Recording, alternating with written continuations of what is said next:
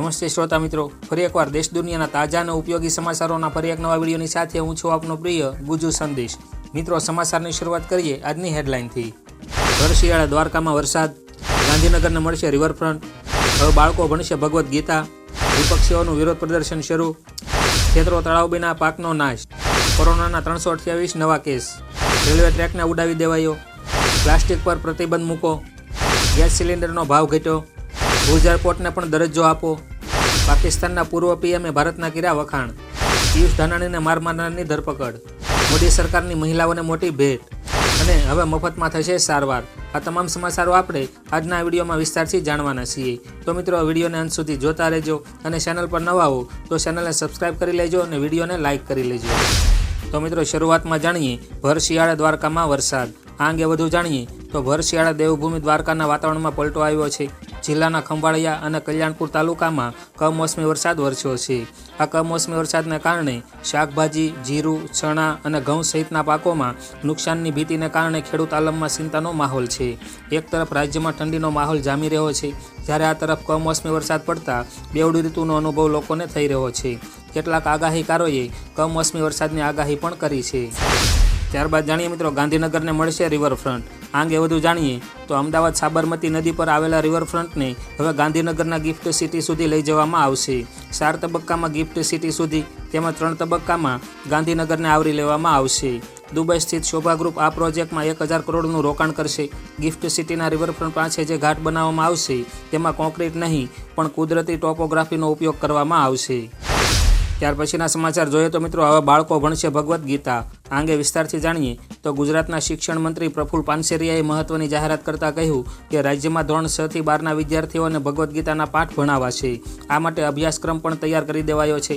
આજે ગીતા જયંતિ નિમિત્તે પુસ્તકનું વિમોચન પણ કરવામાં આવ્યું હતું। ગીતાના સંસ્કૃત શ્લોક, ગુજરાતી ભાષાંતર, સચિત્ર પુસ્તક તૈયાર કરાયું છે। 2024ના નવા શૈક્ષણિક સત્રથી અભ્યાસક્રમમાં ભગવદ્ ગીતાના પાઠ સમાવાશે।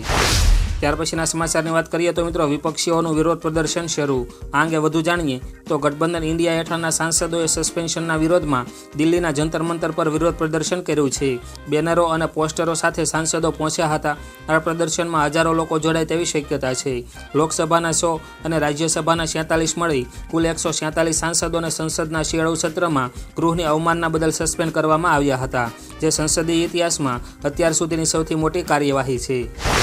ત્યાર પછીના સમાચાર જોઈએ તો મિત્રો, ખેતરો તળાવબીના પાકનો નાશ। આ અંગે વધુ જાણીએ તો ઘણા દિવસથી તામિલનાડુમાં ભારે વરસાદ વરસી રહ્યો છે। તમિલનાડુમાં વરસાદી સ્થિતિને લઈને જનજીવન પ્રભાવિત થયું છે। તામિલનાડુના શ્રીપુલાઈકુલમ સહિતના ગામોમાં અને ખેતરોમાં પાણી ભરાવાના કારણે પાકને વ્યાપક નુકસાન થયું છે। આ કફોડી સ્થિતિને કારણે ખેડૂતો ચિંતામાં મુકાયા છે અને ટૂંક સમયમાં સરકાર પાસેથી રાહત મળે તેવી આશા રાખી રહ્યા છે। ત્યાર પછીના સમાચારની વાત કરીએ તો મિત્રો, કોરોનાના 328 નવા કેસ। આ અંગે વિસ્તારથી જાણીએ તો હાલ દેશમાં કોરોનાના કેસોમાં વધારો થઈ રહ્યો છે, ત્યારે દેશમાં કોરોનાના 328 નવા કેસ આવ્યા છે। આરોગ્ય મંત્રાલયે આપેલી માહિતી મુજબ છેલ્લા 24 કલાકમાં દેશમાં કોવિડના 328 નવા કેસ નોંધાયા છે। 24 કલાકમાં 6 લોકોના મોત થયા છે, જ્યારે નવા JN.1 વેરિયન્ટના કુલ 26 કેસ છે। હાલ દેશમાં કોરોનાના સક્રિય કેસોની સંખ્યા વધીને કુલ 2997 થઈ ગઈ છે। ત્યારબાદ જાણીએ મિત્રો, રેલવે ટ્રેકને ઉડાવી દેવાયો। આ અંગે વધુ જાણીએ તો ઝારખંડના ગોયલકેરામાં નક્સલીઓએ રેલવે ટ્રેક ઉડાવી દીધો છે। મળતી માહિતી મુજબ નક્સલીઓએ ગોયલકેરા પોલીસ સ્ટેશન વિસ્તારમાં આવતા મનોહરપુર અને ગોયલકેરા વચ્ચેના રેલવે ટ્રેકને ઉડાવી દીધો હતો, જેના કારણે રેલ વ્યવહાર ખોરવાઈ ગયો હતો। હાલમાં ટ્રેકને લગતી કામગીરી શરૂ કરી દેવાઈ છે। આ માહિતી સાયબાસાના SP દ્વારા આપવામાં આવી છે। ત્યાર પછીના સમાચાર જાણીએ તો મિત્રો, પ્લાસ્ટિક પર પ્રતિબંધ મૂકો। આ અંગે વધુ જાણીએ તો હાઈકોર્ટે ગિરનાર પર્વત પર પ્લાસ્ટિકનો વપરાશ બંધ કરવા નિર્દેશ આપ્યા છે।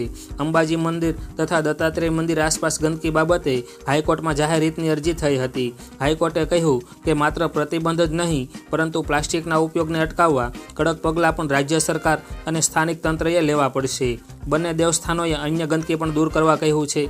તો મિત્રો, કોમેન્ટ કરીને જણાવજો કે રાજ્યમાં ધાર્મિક સ્થાનો પર પ્લાસ્ટિકનો પ્રતિબંધ મૂકવો જોઈએ કે નહીં। ત્યાર પછીના સમાચાર જોઈએ તો મિત્રો ગેસ સિલિન્ડરનો ભાવ ઘટ્યો. આ અંગે વધુ જાણીએ તો કેન્દ્રએ કોમર્શિયલ ગેસ સિલિન્ડરના ભાવમાં ઘટાડો કર્યો છે. 19 કિલોગ્રામના સિલિન્ડરનો ભાવ 39 રૂપિયા ઘટાડવામાં આવ્યો છે. ગત 1 ડિસેમ્બરે તેના ભાવમાં 21 રૂપિયાનો વધારો કરવામાં આવ્યો હતો. તે પહેલાં 16 નવેમ્બરે 56 રૂપિયાનો ઘટાડો કરાયો હતો.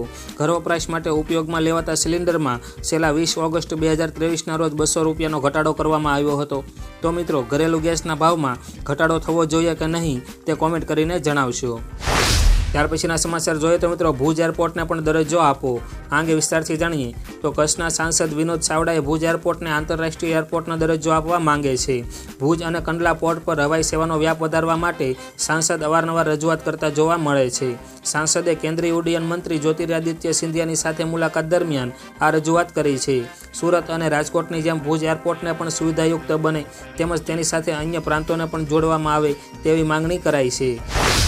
ત્યાર પછીના સમાચાર જોઈએ તો મિત્રો પાકિસ્તાનના પૂર્વ પીએમએ ભારતના કર્યા વખાણ. આ અંગે વધુ જાણીએ તો પાકિસ્તાનના પૂર્વ પીએમ નવાઝ શરીફે ભારતના વખાણ કર્યા હતા. પાર્ટી કાર્યકરોને સંબોધતા શરીફે કહ્યું કે પાકની કંગાળ સ્થિતિ માટે ભારત અને અમેરિકા જવાબદાર નથી, પણ પાકિસ્તાનના શાસકો જવાબદાર છે. વધુમાં નવાઝે કહ્યું કે ભારત ચંદ્ર પર પહોંચી ગયું અને પાકિસ્તાન હજી ત્યાં જ છે. આપને જણાવી દઈએ કે નવાઝ શરીફ વર્ષો સુધી પાકિસ્તાનથી બહાર રહ્યા બાદ સ્વદેશ પરત ફર્યા છે અને ચૂંટણીમાં ઝંપલાવવાની તૈયારી કરી રહ્યા છે. ત્યારબાદ જાણીએ મિત્રો પિયુષ ધાનાણીને માર મારનારની ધરપકડ. આ અંગે વધુ જાણીએ તો સોશિયલ મીડિયામાં પિયુષ ધાનાણીને માર મારવાનો વિડીયો વાયરલ થયો હતો. સામાજિક કાર્યકર તરીકે તેઓ રોંગ સાઈડ આવતા જતા વાહન ચાલકોને અટકાવવાનું કામ કરતા હતા. જોકે માહિતી મુજબ તેને સિકોવાડી નજીક 5 શખ્સોએ ઘેરીને માર મારતા પોલીસ ફરિયાદ દાખલ કરાઈ હતી. કાપોદ્રા પોલીસે તમામ આરોપીઓની હાલમાં ધરપકડ કરી છે. ત્યાર પછીના સમાચાર અંગે જાણીએ તો મિત્રો મોદી સરકારની મહિલાઓને મોટી ભેટ. આ અંગે વધુ જાણીએ તો કેન્દ્ર સરકાર મહિલાઓને આત્મનિર્ભર બનાવવા માટે ન્યૂ સ્વર્ણિમ લોન નામની યોજના લઈને આવી છે, જેની શરૂઆત national backward class finance and development corporation દ્વારા કરવામાં આવી છે. તેમાં સરકાર 3 લાખ સુધીની વાર્ષિક કૌટુંબિક આવક ધરાવતી મહિલાઓને 5% વ્યાજ પર 2 લાખની લોન આપશે, જેમાં 3 મહિને EMI આવશે. વધુ વિગત માટે તમે ટોલ ફ્રી નંબર જે અહીંયા દર્શાવવામાં આવ્યા છે તેના પર પણ કોલ કરી શકો છો, અથવા તમે જે અહીંયા વેબસાઇટ દર્શાવવામાં આવી છે તેના પરથી પણ માહિતી મેળવી શકો છો. ત્યારબાદ જાણીએ મિત્રો હવે મફતમાં થશે સારવાર. આ અંગે વધુ જાણીએ તો 2024માં યોજાનારી લોકસભા ચૂંટણી પહેલાં કેન્દ્ર સરકાર આયુષ્યમાન યોજના વિસ્તારવાનું વિચારી રહી છે. વિકસિત ભારત સંકલ્પ યાત્રા અંતર્ગત કેન્દ્ર સરકારે 1 કરોડ કરતાં પણ વધારે આયુષ્યમાન કાર્ડ કાઢ્યા છે.